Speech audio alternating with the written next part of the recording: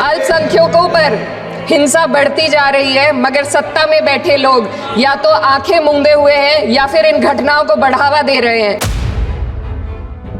अल्पसंख्यक खासतौर पर मुसलमानों पर जो कहर टूटा है वो किसी से छुपा नहीं है। हालात इस कदर बिगड़ चुके हैं कि hate speech, mob lynching, bulldozer द्वारा घरों को गिराने की घटनाएं आम हो गई हैं, खासतौर पर उत्तर प्रदेश में। देश में संविधान की किताब तो है, लेकिन संविधान चलाने वाले का ईमान कहीं गुम हो गया है।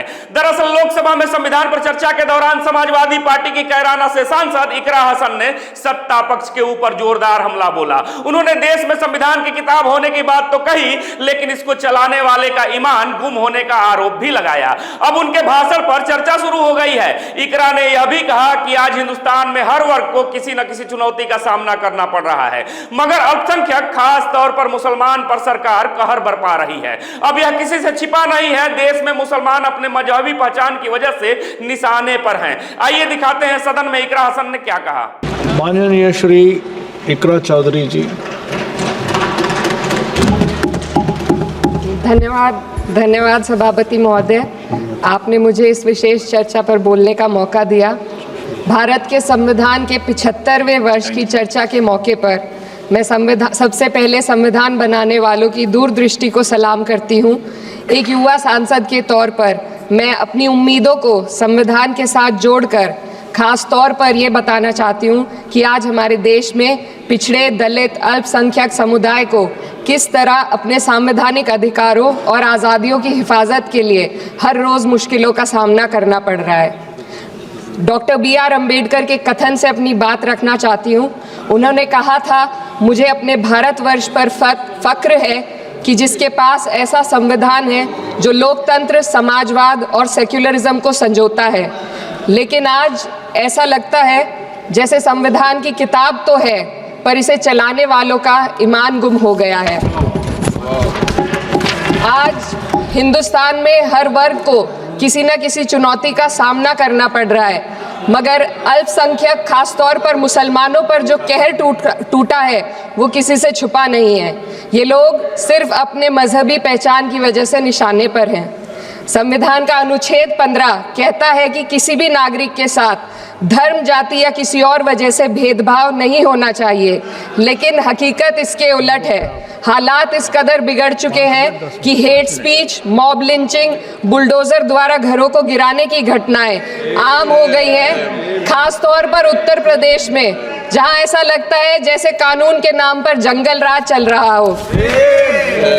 संभल में जो हुआ वो सबके सामने है।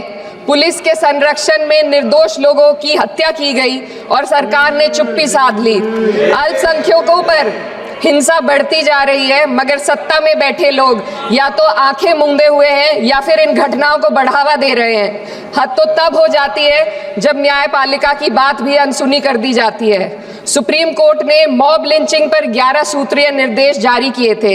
इसमें साफ कहा गया था कि राज्य सरकारें और पुलिस इस तरह की घटनाओं को रोकने और दोषियों पर सख्त कार्रवाई करने के लिए जिम्मेदार हैं, लेकिन आज भी इन निर्देशों पर अमल नहीं हो रहा है।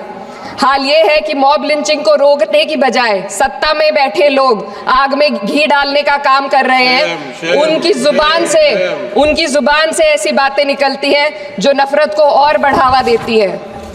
ये अशांति अब इतनी गहराई तक फैल चुकी है कि हमारे समाज के धर्मनिरपेक्ष चरित्र पर गंभीर सवाल उठ रहे हैं। साल की शुरुआत में ही कई राज्यों में दुकानदारों को अपने नाम बोर्ड पर लगाने के लिए मजबूर किया गया।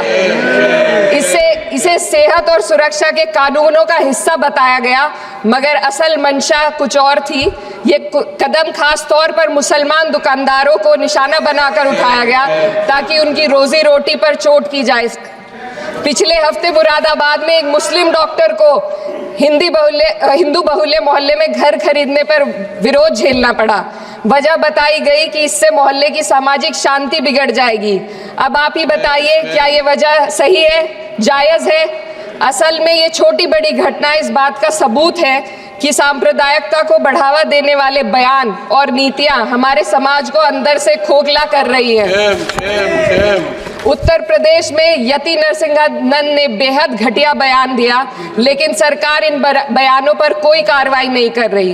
हेट स्पीच न केवल जनमानस के विचारों को प्रदूषित करती है, बल्कि इससे अब संवैधानिक पदों पर बैठे लोगों को भी प्रभावित कर दिया है। अभी हाल ही में माननीय उच्च न्यायालय इलाहाबाद के माननीय न्यायाधीश ने ऐसे बयान दिए जिसका संज्ञान खुद सुप्रीम कोर्ट को लेना पड़ा। संविधान के अनुच्छेद 29 और 30 ने अल्पसंख्यकों को उनके मजहबी और सांस्कृतिक हक दिए हैं ताकि वो अपनी पहचान को बचा सके और अपने संस्थान चला सके, लेकिन आज उन्हीं हकों पर हर तरफ से चोट की जा रही है। वक्फ जैसे बिल लाकर उनके धार्मिक अधिकारों को छीनने की कोशिश की जा रही है। आज अल्पसंख्यक समुदाय को संविधान द्वारा दिए गए अपने बुनियादी अधिकार पाने के लिए लंबी लड़ाई लड़नी पड़ रही है। ऐसे कई मामले अदालत ने न्याय देकर संविधान की रक्षा की है, लेकिन अदालती प्रक्रिया में जो समय लगता है उसकी वजह से देश के सामाजिक ताने बाने को भारी नुकसान उठाना पड़ता है। मिसाल के तौर पर इलाहाबाद हाई कोर्ट ने 2004 के मदरसा एक्ट को रद्द कर दिया था, जिससे मदरसों के संचालन पर सवाल उठे। हालांकि सुप्रीम कोर्ट ने बाद में इस फैसले को पलट दिया और एक्ट को वैध करार दिया, लेकिन इस प्रक्रिया में जो समय लगा उसने अल्पसंख्यकों को बेचैनी और संघर्ष के दौर में डाला है। इसी कड़ी में प्लेसेस ऑफ वर्शिप एक्ट 91 भी आता है और कई अन्य अधिकार, उन्हें भी इसी तरह अदालती लड़ाइयों में उलझाया जा रहा है। ये स्थिति न केवल अल्पसंख्यकों के अधिकारों की राह में रुकावट है, बल्कि justice delayed is justice denied जैसी कहावत को सिद्ध करती है। मैं इस सदन से दुनिया भर के अल्पसंख्यकों की आवाज उठाना चाहती हूँ, खास तौर पर हमारे पड़ोसी देश बांग्लादेश में अल्पसंख्यकों के साथ जो हो रहा है वे दिल को गहरे तक चोट पहुंचाने वाला है। उनकी जान माल की हत्या की जा रही है। बांग्लादेश हो या हिंदुस्तान हो या कोई और देश, अल्पसंख्यकों की सुरक्षा, इज्जत और अधिकारों की हिफाजत हर सरकार की सबसे पहली जिम्मेदारी होनी चाहिए। मैं इस सदन से अपने देश के अल्पसंख्यकों के साथ बांग्लादेश के पीड़ित अल्पसंख्यकों की आवाज को एक साथ उठाना चाहती हूँ। ये वक्त की पुकार है कि हम सब मिलकर ये सुनिश्चित करें कि किसी भी इंसान को उसकी पहचान या मजहब के कारण डर कर जीने पर मजबूर ना होना पड़े। जहाँ हक छीने जाते हैं वहाँ अमन खो जाता है। ये बात हर सरकार को समझनी चाहिए। अगर हम सच में अपने संविधान का सम्मान करना चाहते हैं तो हमें नफरत और भेदभाव को खत्म करना होगा। हमें ये दिखाना होगा कि ये मुल्क हर वर्ग, हर जाति, हर धर्म और हर समुदाय का है, और जब तक ऐसा नहीं होगा तब तक संविधान की आत्मा सिसकती रहेगी। सर, अपनी बात को खत्म करते हुए मैं एक शेर अर्ज करना चाहती हूँ। ये दाग दाग उजाला, ये शब गजीदा शहर, वो इंतजार था जिसका, ये वो शहर तो नहीं। लेकिन अगर इस सदन में बैठे हम सभी सदस्य ये ठान ले कि हमें संविधान के मूल्यों को लागू करना है और उसे लागू करने का प्रयास करें, तो वह सुबह जरूर आएगी जिसके लिए लाखों भारतवासियों ने अपने जानों की कुर्बानी दी। अब इकरा हसन के इस दमदार भाषण से सियासी हलचल तेज हो गई है और चारों तरफ इस भाषण की ही केवल चर्चा हो रही है। अब इस भाषण पर आपकी क्या प्रतिक्रिया है, जवाब जरूर दीजिए। फिर से मिलेंगे एक नए वीडियो में, तब तक देखते रहें खबरों की खिलाड़ी। जय हिंद, जय भारत।